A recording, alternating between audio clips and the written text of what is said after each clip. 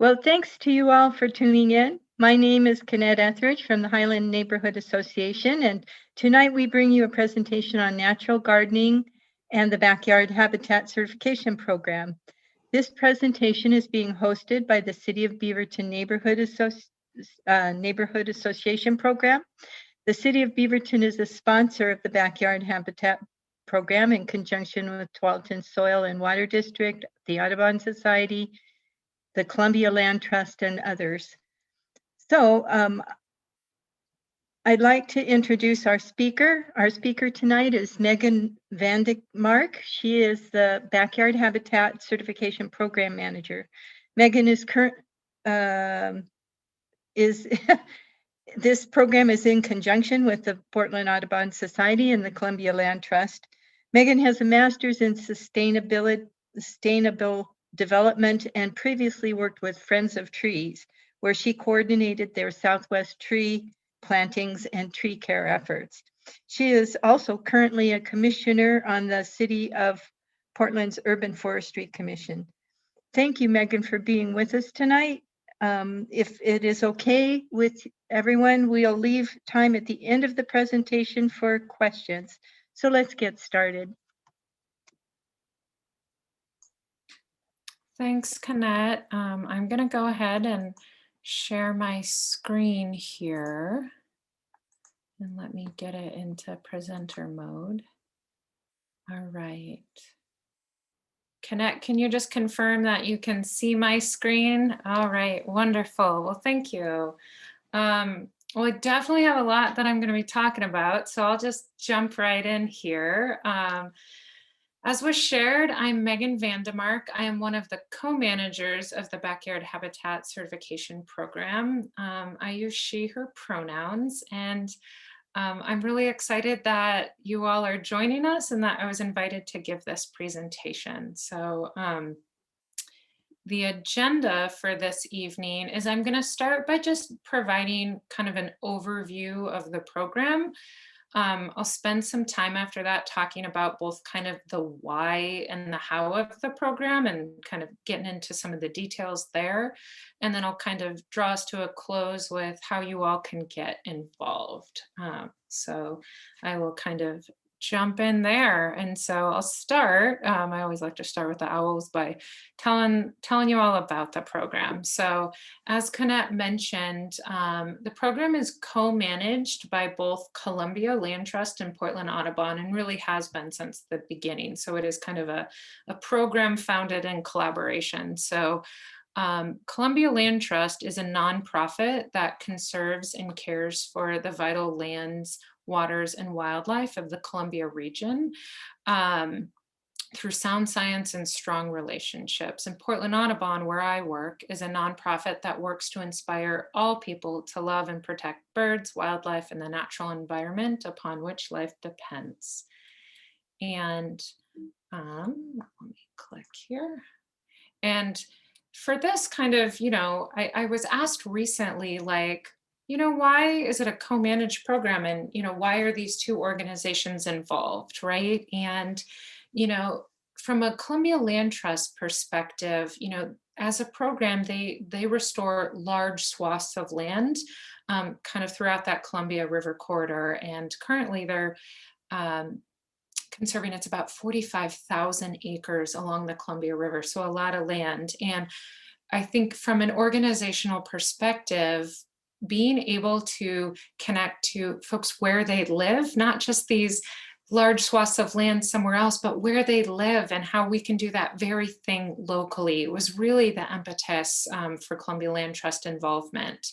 And for Portland Audubon, again, where I work, backyard habitat is part of a multi-pronged conservation effort. Audubon does advocacy both on the local and state level. We have staff in Eastern Oregon, in our metro region, as well as along the coast.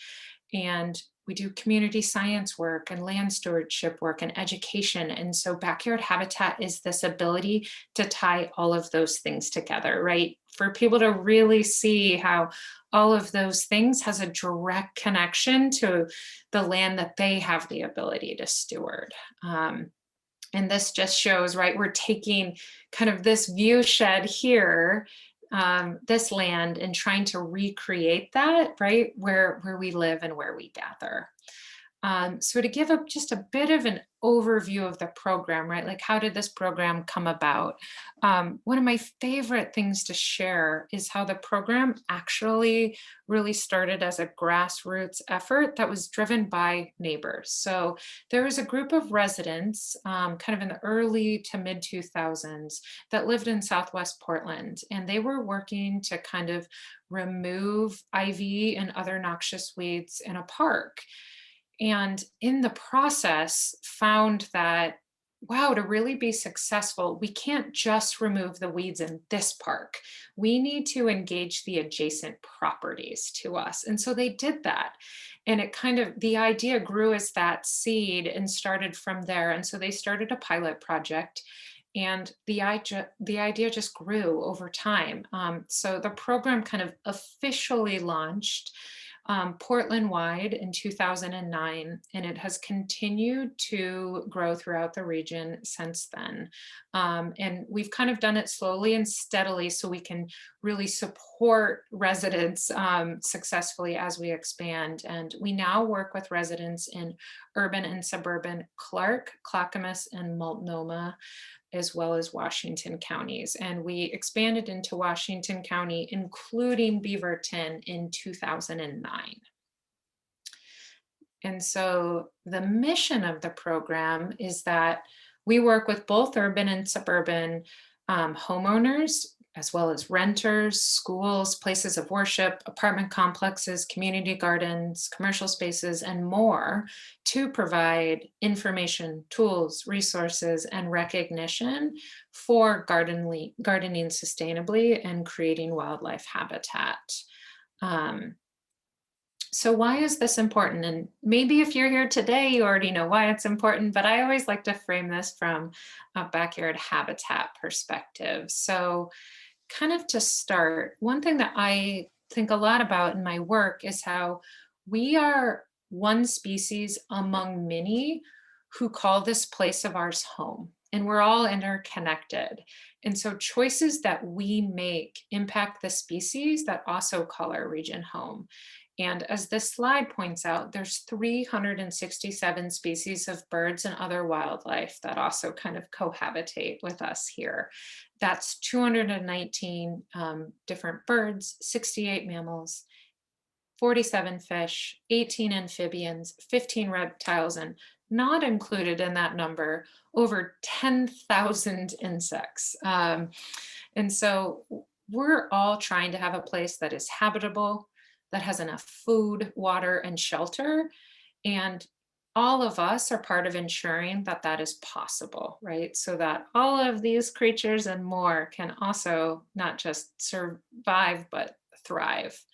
But also, we live in the Pacific Flyway. And I just talked about, right, those species that are kind of making certain, the ones that live here, making certain that their needs get met, but we're also trying to meet the needs of those passing through. And millions of birds migrate through each year, at least 219 species, and our region provides critical nesting and wintering habitat. And for those of you that might be kind of familiar with bird migration, we're really right in the heart of it right now. This is bird migration time, and we've been putting out alerts on our Facebook page that are talking about, like, some of the nights recently, there's 5.8 million birds migrating through over Oregon skies. So that's a lot, right? So we're also trying to ensure that in their long journey that these bird species needs are met as well.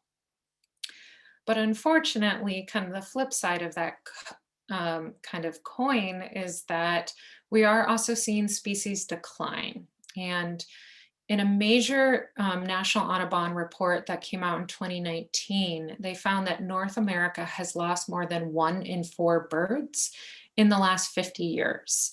And to kind of speak to kind of the text on this specific slide, you know, common Oregon bird species with greater than 50% population declines during the past 40 years are all of these birds listed, right? So we really are seeing decline in bird species, and not just rare bird species, but some of our really common bird species, right? You know, I think people are often familiar with the story of the passenger pigeon. And unfortunately, it's not just birds, right? We're also seeing like insects such as bees are in decline, right? Approximately 30 species of bees are labeled as possibly extinct or critically imperiled. And as many of you know, like bees are essential for many, many things. And so maybe you're asking, or you're very familiar with, right, what are the causes of decline? And some of those are really big picture pressures that we all know well, right? It's climate change, it's habitat loss, it's development. And of course, both Columbia Land Trust and Portland Audubon are working to address those through our conservation and advocacy work. But also there are significant pressures that are happening in our own backyards. And those primary threats to birds are, as you kind of see pictured on the bottom here, domestic house cats, window strikes, pesticides, and noxious weeds. And as this presentation goes on, you'll notice, right, that those are very much connected to the tenets of the Backyard Habitat Program. And when the program was forming, you know, it really did involve input from all of these partners to address what these stresses are. And I check in regularly with our wildlife care center staff up at Audubon. And the number one reason that birds are admitted to the wildlife care center are because of outdoor domestic house cats. And the number three reason is window strikes, right? So it very much informs, those factors very much inform our program. And what I share here is that we really want to start to think about our yards from a bird's eye view. And our goal is to help meet the needs of birds, beneficial insects, and other wildlife by shifting how we approach landscaping to help build dynamic habitats, right? So thinking about how do we take a space like this and start to think about it from that bird's eye view, right? Like where would they go to get their needs met, right? And where do they see food? So that's really a lot about our program. We really try to think about how do you landscape with a habitat perspective, with that habitat lens. And this question sometimes comes up here, right? So does 1 yard or outdoor space matter? And I really like to answer this question by thinking about it in terms of scale. And so 1 backyard habitat by itself may not feel like it makes a difference, but even 1 yard makes a difference to the plants and animals it supports. And of course, in our program, it's a network of yards. And so the benefit of 1 backyard, when compounded with the 7,000 other yards and outdoor spaces throughout our region that are enrolled in the program, it really starts to add up, right? It's a compounding effect. And, you know, what backyard habitats can do is create that connectivity, create those corridors. And what you can see in this image here, right, on the right, is where those neighborhood scale features, right? Those street trees, those yard trees, those habitats, how they really start to create those corridors, right? So what we want to do is fill it in, right? Fill all of this in so you see even more of it, right? Because then it can become more like this space here. And, you know, just another consideration that we think a lot about as a program is that 40% of our region is privately held property. And so what that means is those of us, right, that have the ability to steward that privately held property, we have the ability, if not really the charge, to steward the land where we live and gather, to create habitat for all of us, really, and to keep those common birds common. And we also recognize that it doesn't end with backyards, you know, they're physical spaces, and they're part of an answer and part of an ecosystem-wide approach, right? And this involves that connecting participants beyond their yards to these larger efforts. And this is just a map here It was updated in January, but it's kind of the community of people, right? So we currently have over 7,000 properties enrolled in Multnomah, Clackamas, Washington, and Clark counties. And you can certainly see in this map where we've been longer, and we want to continue to fill it in. But one thing I always talk about is how all of these yards are also people. It's people that are working together to make a difference. So I always take a moment to just show, like, our program is all of these people. These are all people that got certified in the last year. And so when you're thinking about it or feeling like, does it matter? It's, you know, it's all of these beautiful people that are helping compound the work together. And so to give a couple highlights, as I mentioned, we have over 7,200 properties that are currently enrolled in the program. And when you add up all of those kind of pieces of land, it totals over 1,700 acres. Of those, 2,300 have reached certification. And because we've expanded so much recently, we've really seen a big influx. And sometimes it can take folks a couple of years to reach certification as they do all that hard work. We've had over 1,500 volunteer hours dedicated to backyard habitat. And I always say that's a big undercount. So I know it's even more, and it doesn't even count the hours of all those participants and all the work they're doing. And as a result of the program, over 115,000 total native trees and shrubs have been planted. But because we're speaking to Beaverton, I wanted to specifically talk about Beaverton and Washington County. And this is why I was asking about Veggie earlier, because I knew I was going to use a picture of him. I know Veggie well, he's amazing. So currently, properties that have been enrolled in the program and have been visited with one of our site technicians, we have over 500 properties in Washington County. And that's a lot since expanding just in 2019. And 92 properties are within the city of Beaverton and very much within the city of Beaverton. And of those, in Washington County, 155 folks have already reached certification and 25 city of Beaverton residents. And we have a lot of people that recently enrolled. So those numbers are going up quickly, and this is our busiest season. So those numbers, were I giving this presentation in a year from now, would be even bigger numbers. So how does it work, right? So some of you may be enrolled, but if you're not, what does the program look like? So to start, who can participate in the program? So typically we work with sites that are 1 acre or smaller. We do make an exception if it's a community site. That's like a kind of a publicly accessible site where we might do a demonstration garden. But the types of sites that we have enrolled are both private yards, such as renters and owners. We work with apartment and multifamily housing complexes, places of worship, businesses, nonprofits, community sites, and more. So maybe you have a place of worship that you think you might want to enroll. That's certainly possible. And I picked specifically 2 community sites to just demonstrate some of our community sites kind of pictured here. So the top is actually Jackson Bottom. And so even though that's a huge site, we focused on their upland gardens. And so they enrolled in the program, and a truly amazing site. If you haven't been to it in Hillsborough, I highly recommend it. And then the below community site that is enrolled is actually Metro's headquarters in Portland. So they, focused on a demonstration garden for part of their site. So I wanted to highlight those 2 sites.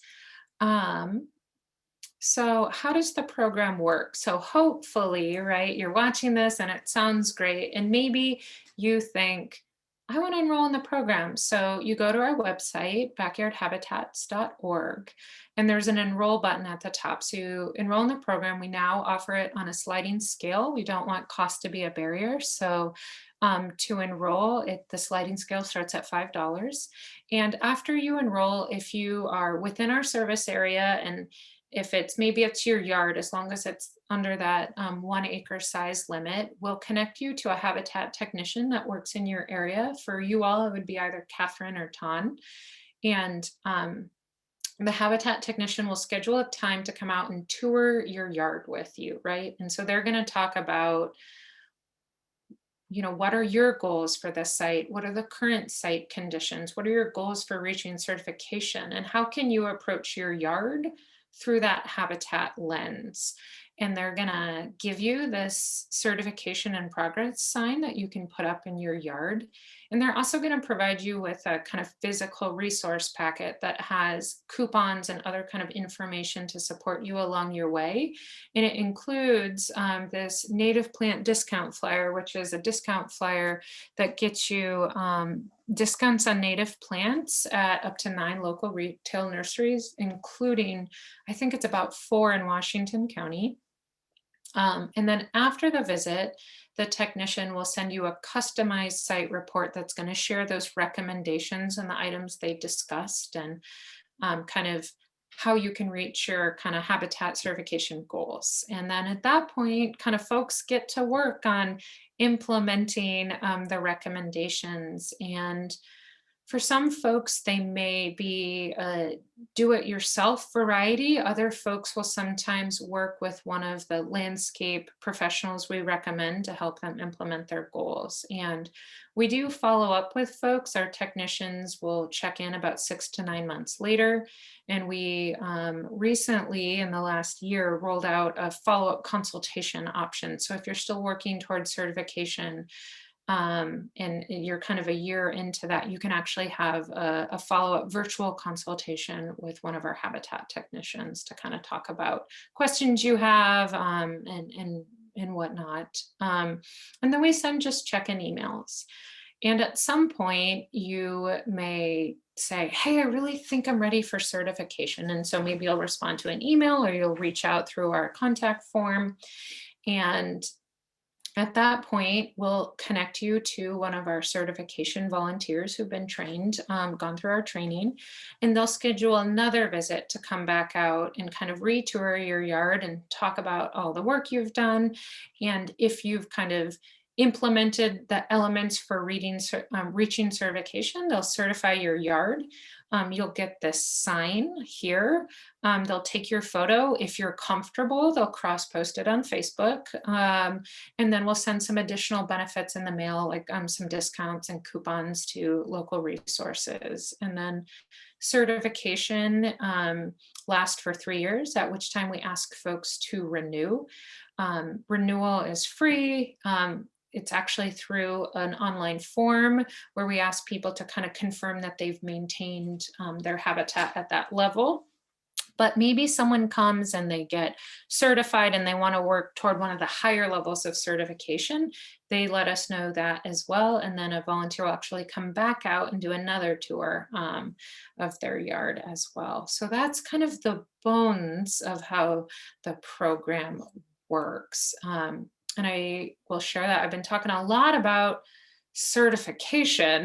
So I thought I maybe should tell you a little bit about what that means. So we have silver, gold, and platinum certification. When the program was designed, they based it on kind of behavior change science, which really showed that if people are kind of recognized for doing good and have kind of a goal to work towards, that they may work toward more and more, right, over time. And so we kind of tried to set it up to be approachable, right? So silver is kind of, hopefully you can do some, right, and get recognized for that. And maybe you'll be incentivized to kind of work toward more. So it really is kind of like the more you do, the higher level of certification. But at the same time, some folks may get certified as silver, and that may be where it is. And ultimately, the goal is building habitat, right? That's really what we're hoping for. That's the focus.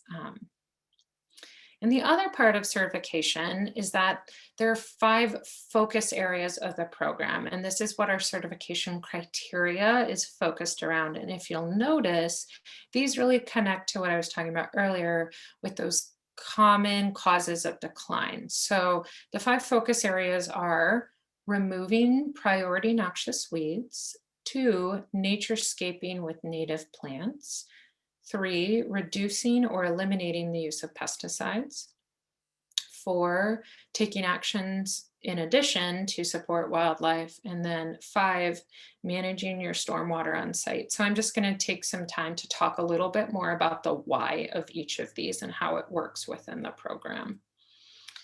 So the first focus area is that removing priority weeds. And when the program was created, they consulted, that my predecessors, with local weed experts to come up with a list of, what were really the priority weeds to address.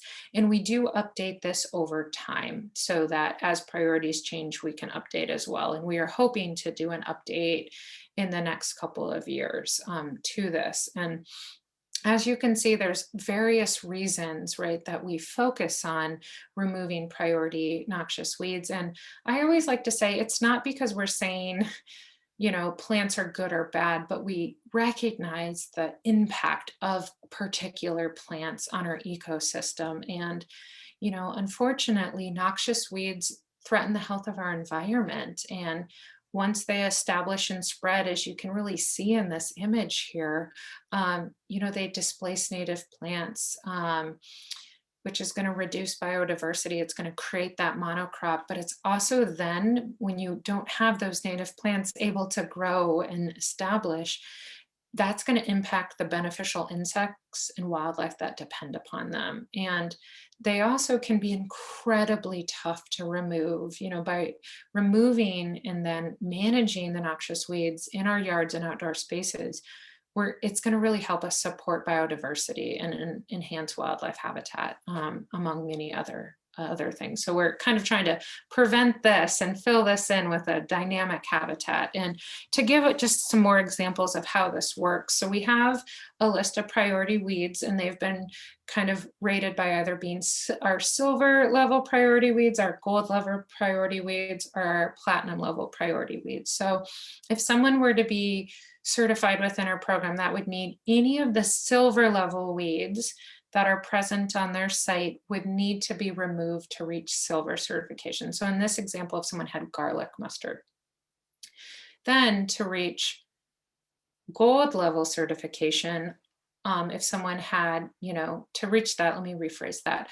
all silver and gold level weeds that are present would need to be removed. So in that case, maybe if someone had both garlic mustard and Italian arum, they would need to remove both of those. And then for platinum, it would be any of the weeds on our list would need to be removed. In this example, you can see vinca here on the right. So if any of these weeds were present, or any of those on any of our priority lists, they would need to be removed to reach the highest level of certification there. And then to speak to, there we go.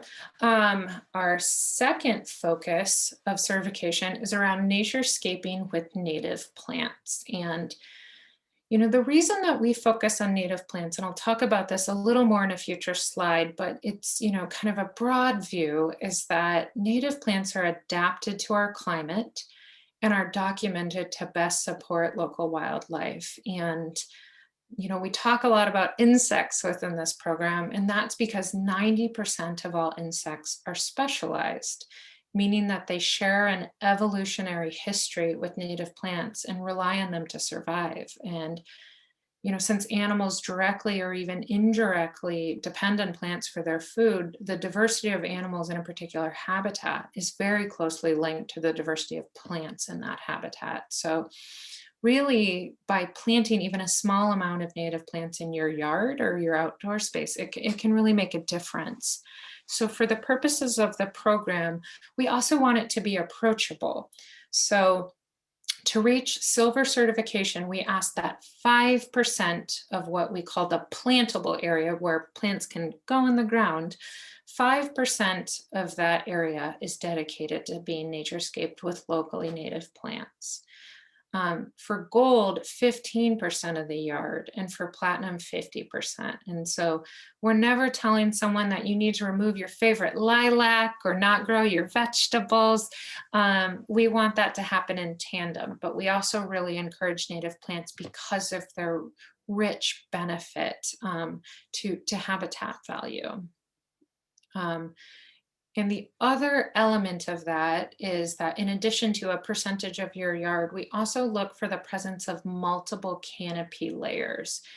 And the reason for this is that when you provide multiple canopy layers and native canopy layers, you're helping create that dynamic habitat. And different canopy layers fill different needs. So needs for food, for shelter, for nesting, and so forth.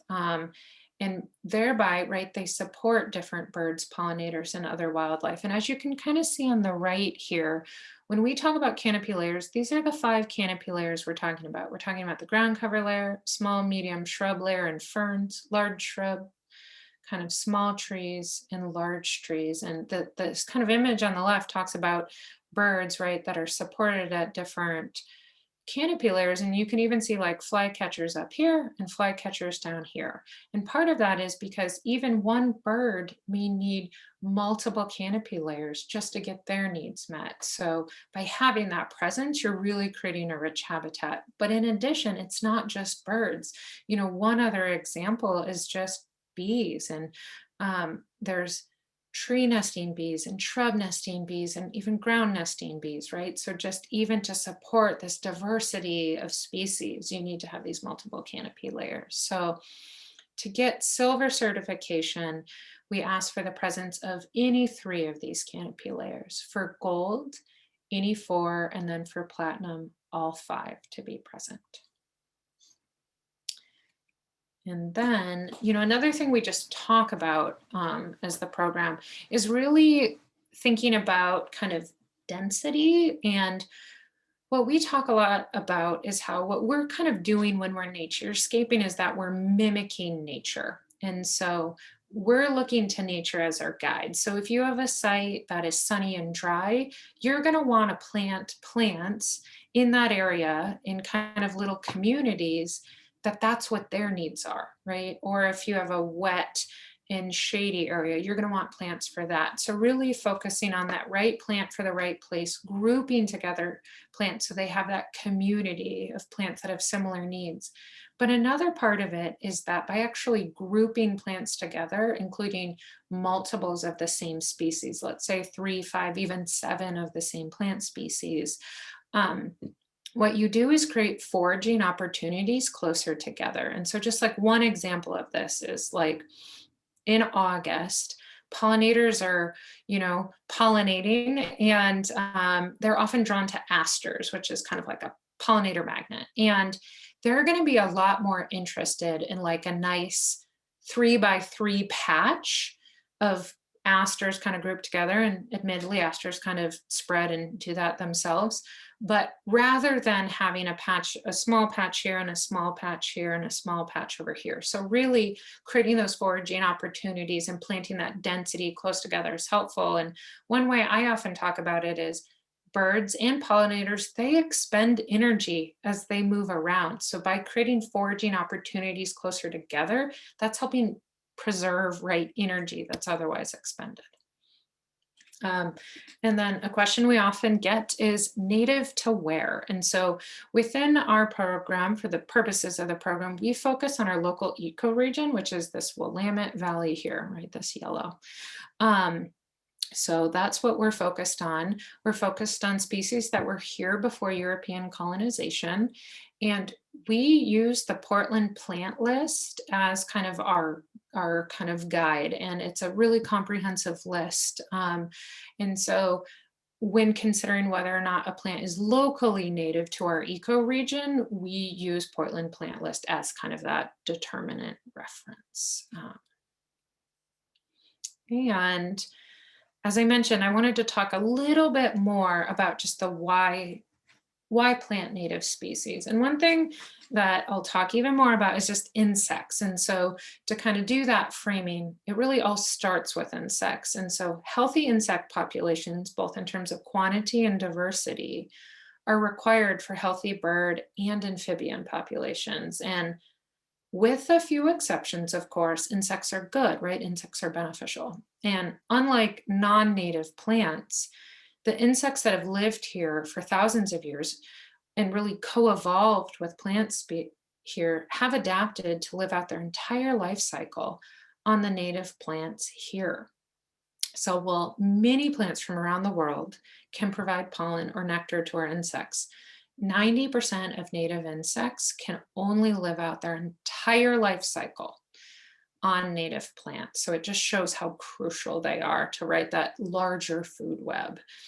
And one thing I will talk about, just because it comes up a lot as a question, is cultivars of native plants. So cultivated, varieties of plants which many nurseries sell, are believed to still have wildlife value, but that wildlife value is usually diminished, particularly in the blooms and how the blooms are affected in a way. So, right, like maybe changing the shape or color of a bloom. And so I would never recommend that someone remove a cultivated native plant. I have them in my own yard.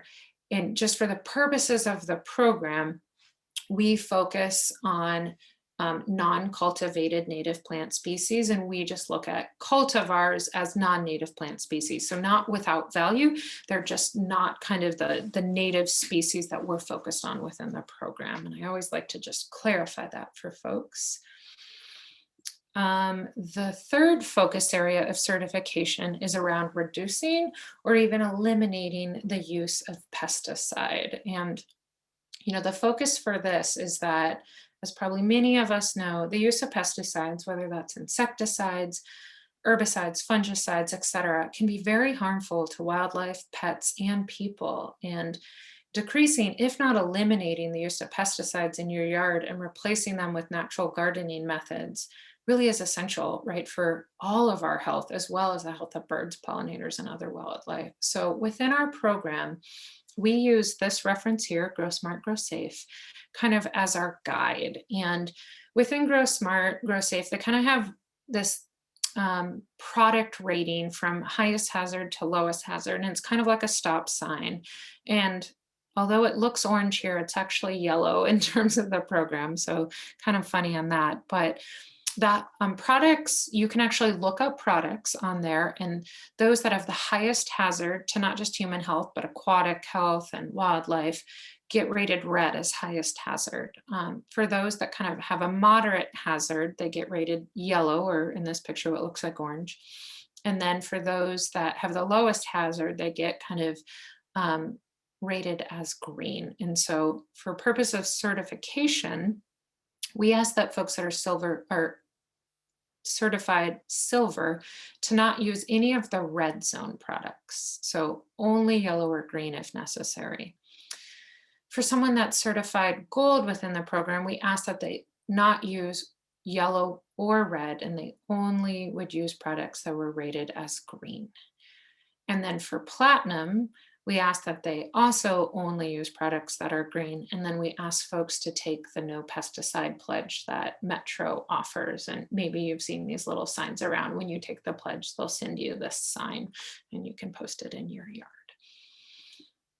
And then the other part that I just like to speak a little bit to, that's part of this focus area of certification, is this thing called integrated pest management. And it's not the most approachable term, but what it really is at the end of the day is a multi-step approach to kind of approaching potential, quote, pest and weeds in your yard. And the kind of way that they break it down is like, so maybe you notice something that's happening, for instance, with a plant, and you observe it, and then you kind of evaluate the damage that's occurring and whether it's truly detrimental or not. And if it is, then you select the least hazardous approach that you can take.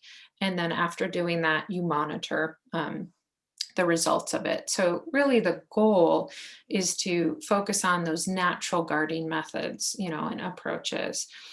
And ultimately, of course, to just have healthier streams and rivers and a habitat for all of us. So it really is, in essence, an approach to applying natural gardening methods and maybe rethinking how we look at pests and weeds, like dandelions. And then the fourth focus area of certification is around wildlife stewardship. And As mentioned earlier, our region provides critical habitat for more than 365 species of native fish and wildlife. And unfortunately, habitat loss, harmful plant and animal species, environmental contaminants, and a variety of human-made hazards can make their journey a hazardous one. And so what we try to do as a program is identify and reduce wildlife hazards in participants' yards, and then provide strategies that they can take in their yard to support different wildlife species. And we do this through kind of a menu of options approach. So these are the menu of options. I have a more visual slide next, but to reach silver certification, you would complete 1 or more of these, gold 2 or more, and platinum 3 or more. And we did set it up as a menu approach because what is appropriate for one yard may not be appropriate for another, right? So we really want to work with that. And for those of you that maybe are a little more visual in how you approach things, so what those elements include, of course, is one, someone can install and maintain a wildlife water feature, such as a bird bath. If you've noticed, and I've actually heard from a lot of people, because maybe they're working from home more, they're actually noticing bird window strikes more. If you have problem windows, doing things that can help prevent bird window strikes. And actually one really fun thing is you can do things like what's happening here to actually prevent them, but there's a whole slew of things you can do to treat windows. Another particularly prevalent right now is to reduce outdoor lighting during bird migration in particular. So right now in the spring and then again in the fall. And this can either be what people often think of, yes, turning on off your outdoor lights at night, but it also can actually be just installing more appropriate lighting. And there are light fixtures that are much more wildlife friendly. For instance, one thing is they direct light down rather than up into the sky. So that's an action people can take. You can have a snag or nurse log. It doesn't always have to look quite as intense as this, but it's a dead standing tree. And actually behind this in the image, there's also a nurse log. So leaving those on site. Installing a native pollinator meadow is an option. You can also do actions to have insect nesting habitat. This can be like a mason bee house that you maintain. And if folks aren't familiar with mason bees, we have whole presentations all about just that. And they're really amazing for supporting pollinators and your vegetable and fruit gardening. Also around strategies around keeping your cats indoors, such as like a catio. And then the final option is having and maintaining a bird and or bat nest box. So any of these are wildlife like stewardship actions that people can take and choose which ones are appropriate for them. And then finally, the 5th focus area of certification is managing stormwater on site. And just to talk a little bit about kind of what this is. And so, as you all know, when it rains, water washes over our roofs, our streets, and other surfaces. And in that process, right, it's picking up dirt, chemicals, right, the oil from our cars and whatnot along the way. And that polluted stormwater, right, but, rainwater eventually drains into our rivers and streams. And there, right, it kind of becomes a cumulative impact. It endangers our water quality and makes these waterways, more unhealthy for people, fish, and wildlife. And so what we focus on is strategies that are appropriate for your site to manage stormwater in your yard in a way that mimics nature. And so instead of having, that water just run off into our street, it's actually having it soak into the ground where your ground can help filter out the pollutants and also decrease or eliminate runoff. And so similarly, we use a menu of options for how folks can do this. So again, that it can be an appropriate option for your yard or space. And so for silver certification, you would complete 1 or more of these. For gold, 2 or more. And for platinum, 3 or more. And again, visually, what that consists of. So one of them is just water conservation. So if you have grass, a grassy lawn, an action you can take is to just not water the lawn itself. That doesn't mean to not water your plants, but just not watering the lawn itself, that the kind of green grass. And if you are watering your plants, doing at kind of more beneficial times of the day. So, in the morning and or, later in the evening. So you're not going to have that evaporation, right? Where you're just losing water to the heat of the day. Another one is restoring the soils. And what we mean by this can involve like, mulching, but also if you have leaves or other plants, right, when the leaves fall in the fall, instead of disposing them on site, leaving them on site. And that doesn't mean you just have to leave them where they fall. What you can do is kind of rake them and put them in your dedicated naturescape area. But what leaves are doing, right, is they're mimicking nature. I don't know, my screen just did something funny. So give me 1 second here. Oh, there we go. Okay, so you're mimicking nature, right? Leaves in essence are nature's mulch. And so they're going to break down over time and really help rebuild the organic matter and add that organic matter to your soil. And what that's going to help do is improve your soil and your soil's ability to kind of absorb and filter water. So that's a really wonderful thing that folks can do. We don't see this one very often on the lower left, but people can install an eco roof. This is actually in my neighborhood, just a couple blocks away, where this program participant installed an eco roof. You can remove impermeable surfaces and or lawns. So for in this example, maybe you have like a concrete patio that you're not really using in that way. You could remove it, or you could even remove it and put in a permeable surface instead. Another one, and I highlight this green because it's kind of a specific situation. One thing participants can do is disconnect downspouts where appropriate. And I always add that because in Washington County, almost more than any county, it's not always recommended by your stormwater utility to disconnect your downspout. So, and there's various reasons for that, but when the site technician comes out, they'll specifically talk to you about whether or not it is appropriate for your site. And that's actually similar. I'll kind of skip here, but that's similar to rain gardens. Not every site is appropriate for rain gardens. And if folks aren't familiar with rain gardens, right, they're in essence kind of depressions that are planted with plants that are suitable to the particular water fluctuations that come in, and it's something that you can just connect your downspout and the water will go in and support this beautiful garden, but it also will help filter and slow down water and help filter pollutants. Another thing you can do is just have a large canopy tree that's 30 feet or more, and does not have to be a native tree, and as long as it's not a nuisance tree, that's an action to take. And then the final thing here is to have eco-friendly maintenance practices. So that's maybe not using like petroleum-based yard care options. So maybe that's having an electric mower or a hand push mower, and or working with someone on our directory who is going to help use eco-friendly practices on your yard.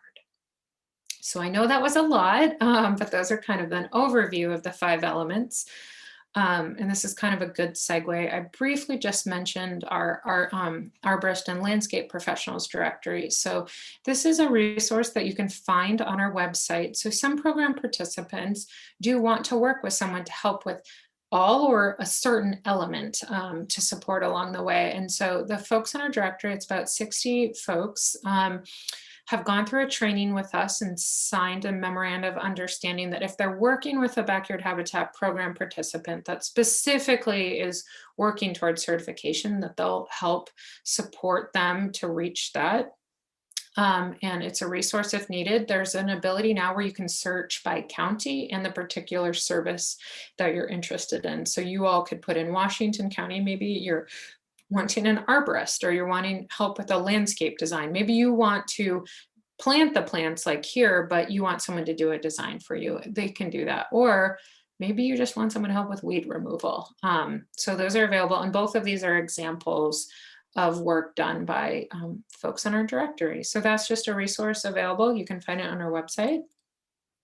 And I've talked a little bit, right, about partnerships, and we always talk about how collaboration is the foundation of our program, right? Two nonprofits came together to manage it. We have 7,000 plus participants. We work with, arborist and landscape professionals. So really collaboration makes us thrive. And just some examples of really cool partnerships we're really excited about. One is we work with Verde. It's a organization based in Portland that's focused on working with residents in Northeast Portland, Latinx residents, and low-income residents. And we work together to collaborate on developing a bilingual naturescaping educational curriculum for after-school programming that we're kind of doing the first run this spring.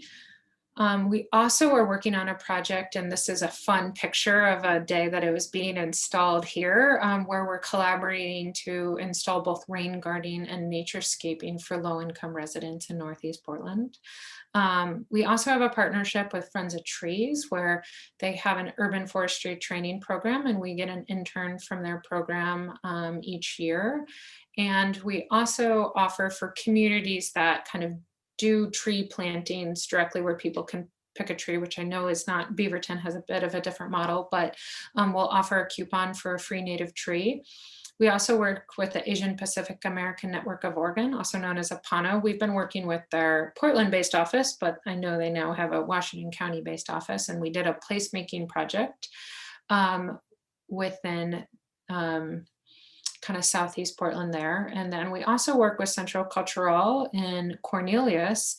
We're naturescaping their campus. And then we're also working on developing Spanish language videos specifically about elements of backyard habitat. So all just really exciting elements of our partnership. And that kind of underlines also just our commitment to diversity, equity, inclusion as a program. And this is an entire presentation, so I'll try to do justice in one short slide here, but both of our organizations are really committed to diversity, equity, inclusion. And both organizations really approach the work we do, right, this environmental work, this conservation work, as simultaneously issues of equity and social justice. And as organizations that work within the environmental movement, we also really recognize that exclusion and displacement has been woven into the history of the very movement we work in. So we've really been working to not only just grow in our own learning and practice around diversity, equity, inclusion, but then to apply it and to weave it into the fabric of our program, our organizations, and the larger community. And of course, backyard habitat is part of that. And some very brief things to speak of about the work that we're doing is we've been really working with our core staff team, our technicians, and our volunteers, and we hope to broaden that to really build our diversity, equity, inclusion skills, and then apply it to our program to make our program more diverse, more equitable, and more inclusive. And one way we do that is we partner with community organizations that are Black, Indigenous, or people of color led. And our larger goal is that we're going to, over time, be able to reimagine and update our program to be more community and culturally responsive for everyone. Just to speak to the important foundation of that. So to kind of transition to just the tail end of this presentation, how can you get involved? And really, there's always different ways, but to start, of course, you can enroll in the program. So you can enroll if you have a yard. You can enroll your yard in the program. And maybe you do, or maybe even you don't. Maybe you live in an apartment complex and you're interested in seeing if, they might enroll, or you have a place of worship, or, a workplace that might be interested. Any of those, you could enroll and engage in the program really directly that way. But another way is to just help spread the word, right? So maybe you have a friend that you're like, oh, Monica, she would love this program. Well, tell Monica about it. We'd love to have her. And that's one way, but also you can volunteer with the program. And we're kind of right in the middle of our volunteer training right now, but we're also really actively looking to ways to expand volunteer opportunities with the program. So we hope to roll those out next year and share them with you, and hopefully see you in that way as well. And kind of the final thing I just wanted to speak to is I also wanted to tell you just a little bit more about the team that is Backyard Habitat, and just real briefly here. But one thing that happens a lot is oftentimes people are much more likely to engage with one of our habitat technicians or our volunteers than me. So I just wanted to speak to kind of more of who makes this program possible. So you see me being all excited here on the lower right, but in addition to me, so the co-manager that's based at Portland Audubon, on the left, we have my co-manager, Susie. Susie works for Columbia Land Trust.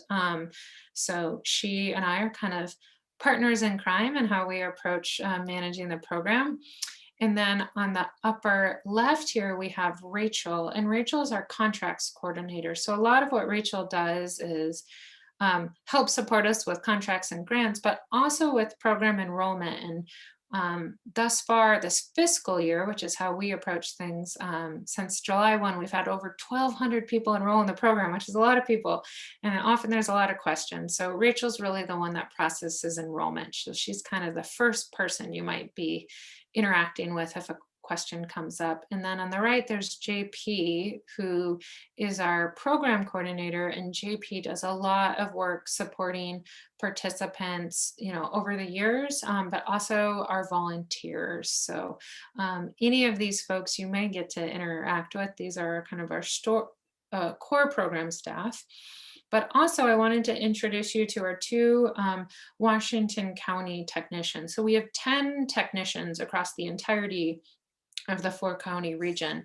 But one way that we focus is by having technicians that are focused on particular regions, right? So they really get to know the nuances of that particular area. It's very place-based in the approach. And so we have 2 that work in Washington County, and both of them at times have supported with Beaverton. Oftentimes it's Ton, but both Catherine and Ton may be the person to come out and do your initial site visit. So these might be kind of your introduction to the program. And of course, you may also get to interact with any one of our 90+ volunteers as well, for like a certification visit or other opportunities. I just didn't think I could fit 90 folks into one slide. And then finally, I just wanted to close out, of course, because a huge part of our program that makes it successful is our program partners in our funders that really help ensure that we can offer this program. And right there, of course, is City of Beaverton, who has been a great supporter of the program, but all of these entities help make this program possible. And it's always helpful to give just a special shout out here at the bottom to both the Watershed Alliance of Southwest Washington and Friends of Tryon Creek. So in Lake Oswego here on the right, and then Clark County on the left, we actually partner with 2 nonprofits who do the on the ground work in those 2 communities. So I like to give them that shout out as well. And then this is just, you can find us at backyardhabitats.org or on our Facebook page. And there's also a contact us resource as well. So that is my presentation for all of you. So it looks like we have one question. Any? Yeah, I can go ahead. Oh, 2 questions. Annie. Yeah. So I was just going to say to all the participants, if you want to use the Q&A at this point and type in your questions, I will go ahead and read them out loud in the order that I receive them. Megan, we have half an hour for questions. Is that correct? Conette, is that, you might even be better at answering that than me. I thought we would take about no more than about 4 or 5 questions. Sounds good. So the first question is, do we need to submit the payment before anyone contacts us? So, and then the follow-up piece of that is, I've been trying to participate since December 2020 and have been exchanging emails with Rachel. Yeah, and Rachel, to that question, Rachel is the best person. So typically in terms of payment, and this is, I'm going to speak because we're in Beaverton, there's a bit of a nuance. And so I'll speak to that. So in general, when someone enrolls in the program, where we've been for a while, right? We haven't recently expanded. When they enroll, they would submit the payment at the same time. The kind of nuance that may have happened in this particular situation is that because we expanded into Beaverton, we actually had a big wait list when we expanded. So we had asked Washington County residents to not pay in advance so that we didn't want people to pay and then have to wait for 2 years. So typically you would pay at the same time. If you're emailing with Rachel, she might just be coordinating to get the payment from you. So I hope that answers the question there. So at this point, before someone is going to come out to your site, you would need to submit the payment. And as I mentioned, we did make an update where in the past there was kind of a standard amount and now it's a sliding scale fee. Right now it may take a while. One thing that happened is we had a wait list in Beaverton and then COVID happened and we suspended site visits. And then spring happened. And so if it takes a while, we're with you, bear with us. It's just that there's a huge peak in interest and we're working really hard to catch up. So I hope that that leads out really nicely into the next piece. So someone else mentioned a few months before the pandemic hit, I had worked with Ton. She did a site report and said that I am so close to certification. However, I haven't done much since then. I'd love to restart the process and perhaps get help with a design concept. So for this person, what would kind of their next steps be and what would the recommendation be? Yeah, so what I would recommend, so if someone wants help specifically with design concepts, what I would do is I would go to our website and there's kind of two different routes to take. So on our website,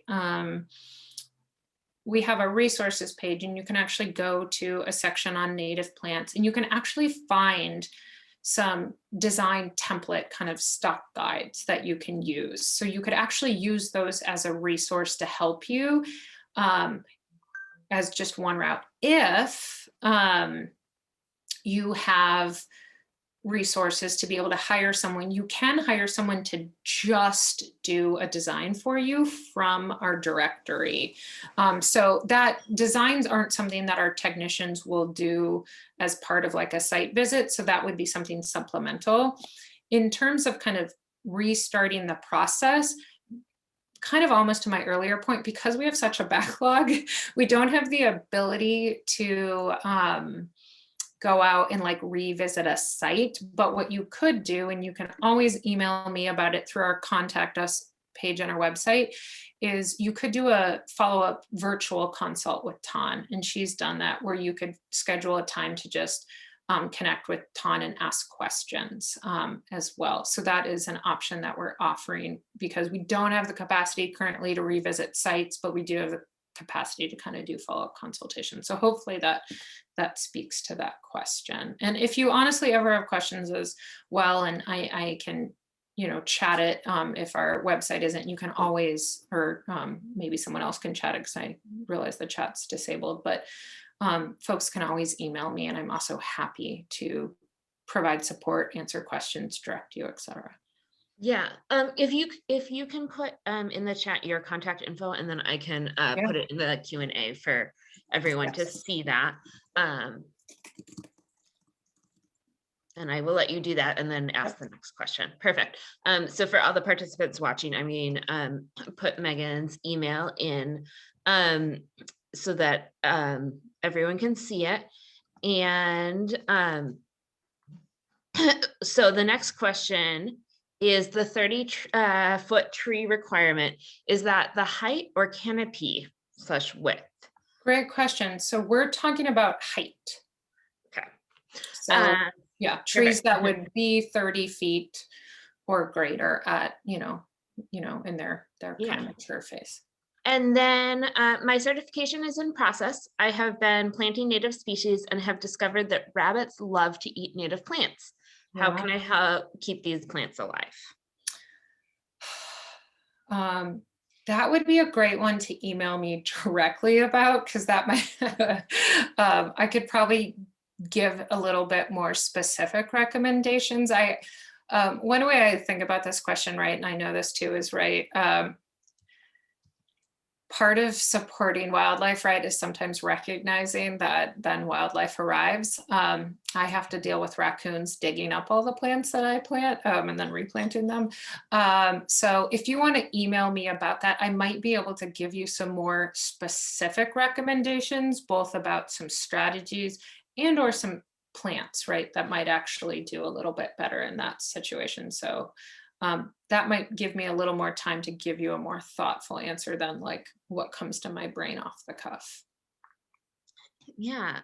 So if we have time, I have a question. It looks like we've answered all the questions, Yeah. but people can still type in questions if there's anything else pressing from the participants. But my question is, with this, focus on kind of making all of these connections, I'm curious if you have any connections with any developers.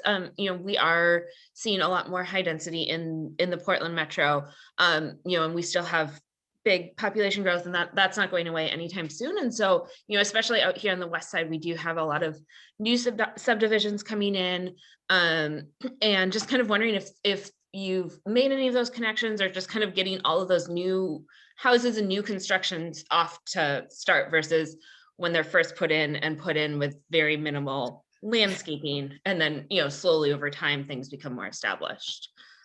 Boy, that's a big question. I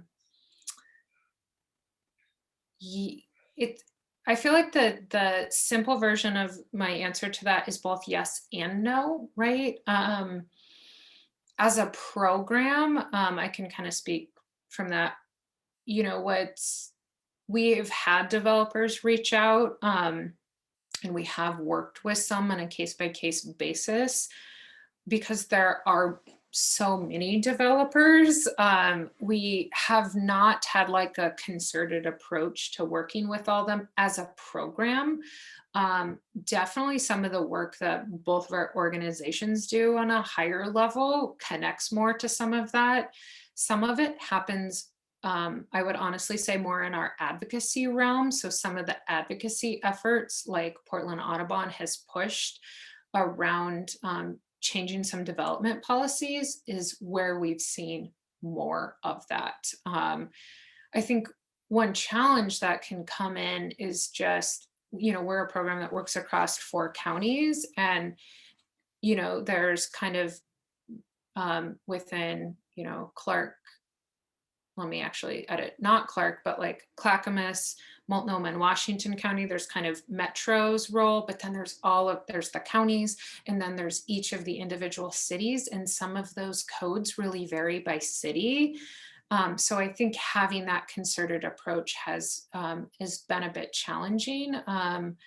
But it's a great idea, right? So that instead of having to do some of this retroactive work, to really do it on the front end. So I think that's something as a program that, like, particularly some of our municipal partners, if that was a really strong interest, I think we would love to collaborate on how to really do this in a big comprehensive way. Did that speak to your question? It did. I know it is a complicated question, and I know that, as a nonprofit with many different, you have to stay focused so you can stay effective. I just was kind of curious. So we have another question for deer. Is it a myth that hanging a Stinky Irish Spring soap in a sock will repel deer from eating some of your vegetation, including starts and veggie gardens? They are always looking for non-toxic remedies. I love that question. I'm going to be totally honest that any answer I'd give you right now, I'd be making up. I don't know, right? Because there are, to maybe the point of the question, there's so many, like, maybe this will work.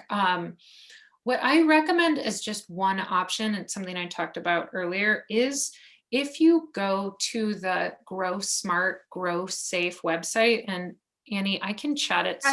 Yeah, I've got it up here.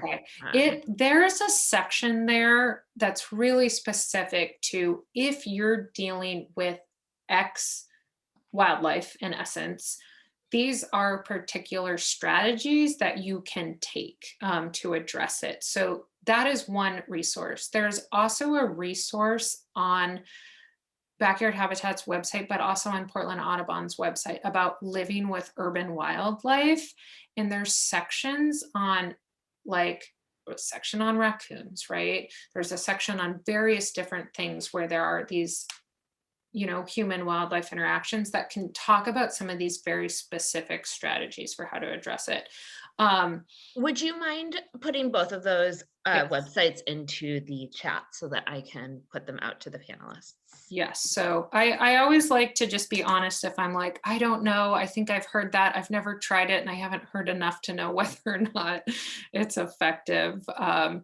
You know, I would assume, just like any of them, that it's like there's a minimal effect, right? Like, I've heard that putting coffee grounds around the perimeter of your property will keep out neighbor cats. I've done it. It didn't work, you know? So, growsafe.org. So there's that one. The other one, I'm just going to put in, because I actually don't know the direct link, but it's on our website. So I could pull it up or send it later. But Portland Audubon, if you put this in, living with wildlife, in both of those can kind of speak to that.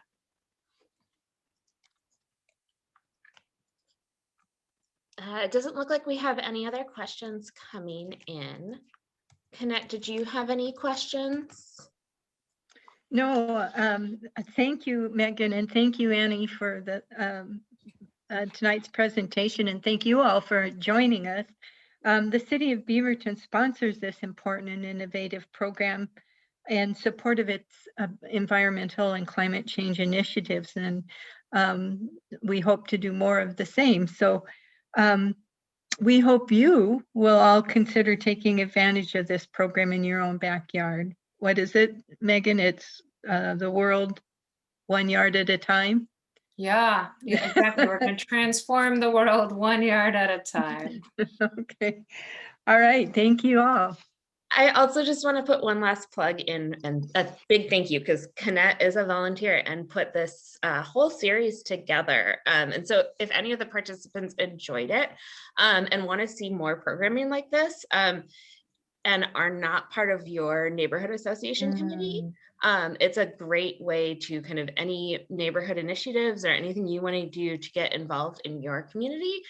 You can do that and start to kind of suggest more events like this. So also thanks Canet, for all of your work with this. That's a good point. No, well, I can't not end on that as well. I so appreciate Canet just volunteering and folks giving back to the community and helping make change on a neighborhood level. So just kudos to everyone on that. It's really important. It makes a difference. So, and we did get just one final thing so that Megan, you can see that there was a great presentation, and that's a great way to end too, because we got a final piece of that someone would love to volunteer. So should they also email you directly? Yes, to get yeah, give me an email. I'm the one that kind of helps support and train and works with our new volunteers. So I'm happy to chat about what that entails. And I always like to learn how people are interested in volunteering, so it can be an engaging experience as well. Okay. Well, thank you so much. And Annie and Miles and Canet, thank you as well for hosting. It was nice to meet and/or, in Miles' case, see him.